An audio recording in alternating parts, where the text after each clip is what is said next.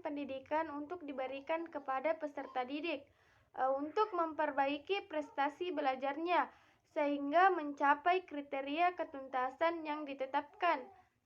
Untuk memahami konsep penyelenggaraan pada pembelajaran remedial, terlebih dahulu perlu diperhatikan bahwa kurikulum tingkat satuan pendidikan yang diberlakukan berdasarkan Permekdinas menerapkan sistem pembelajaran berbasis kompetensi, sistem belajar tuntas, dan sistem pembelajaran yang memperhatikan perbedaan individual peserta didik. Sistem dimaksud ditandai dengan dirumuskannya secara jelas standar kompetensi dan kompetensi dasar yang harus dikuasai peserta didik. Penguasaan standar kompetensi dan kompetensi dasar setiap peserta didik diukur menggunakan sistem penilaian acuan kriteria. Jika seorang peserta didik mencapai standar tertentu, maka peserta didik dinyatakan telah mencapai ketuntasan pelaksanaan pembelajaran berbasis kompetensi dan pembelajaran tuntas dimulai dari penilaian kemampuan awal peserta didik terhadap kompetensi atau materi yang dipelajari. Kemudian dilaksanakan pembelajaran melalui metode seperti ceramah, demonstrasi, pembelajaran kolaboratif atau kooperatif, inquiry, discovery, dan sebagainya.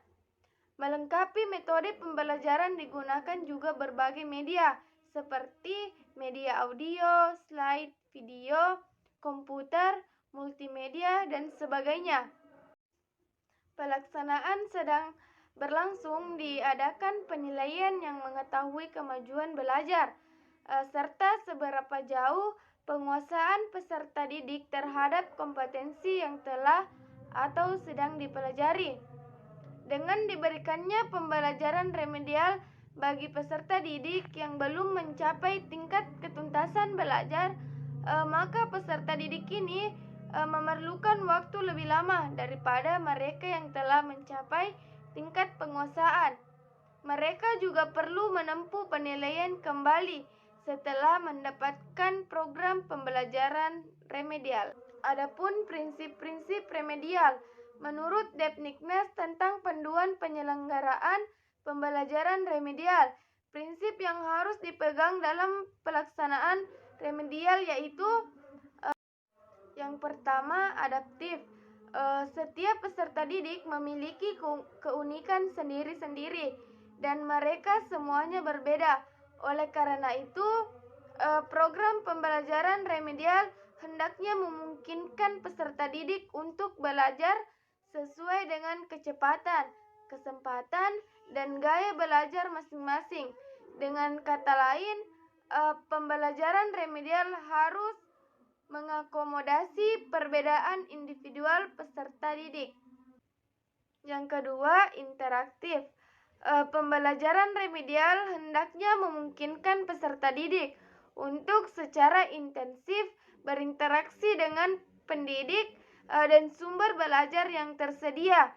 Setiap kali mereka menemukan kesulitan, guru harus tanggap karena pada prinsipnya remedial adalah proses perbaikan sehingga monitoring harus senantiasa dilakukan setiap waktu. Yang ketiga, fleksibilitas dalam metode pembelajaran dan penilaian. Dalam aplikasinya, metode pembelajaran harus senantiasa berganti-ganti dan variatif.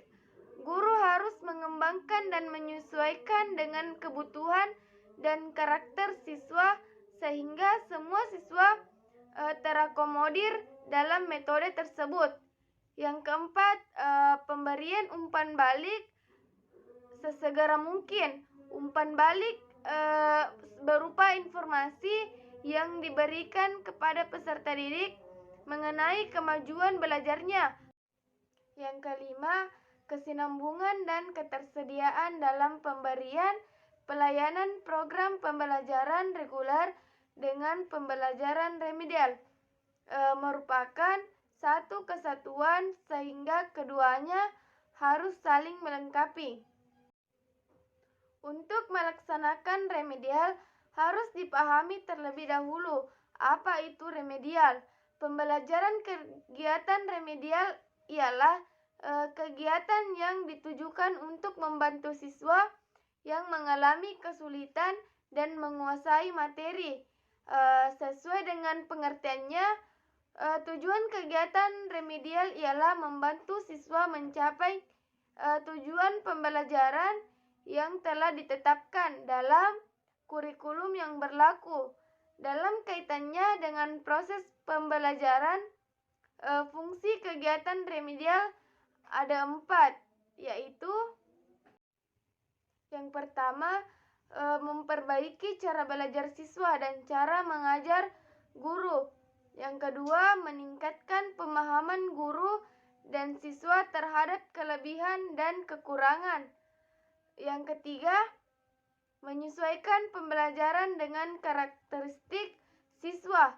Dan yang terakhir, mempercepat penguasaan siswa terhadap materi pelajaran.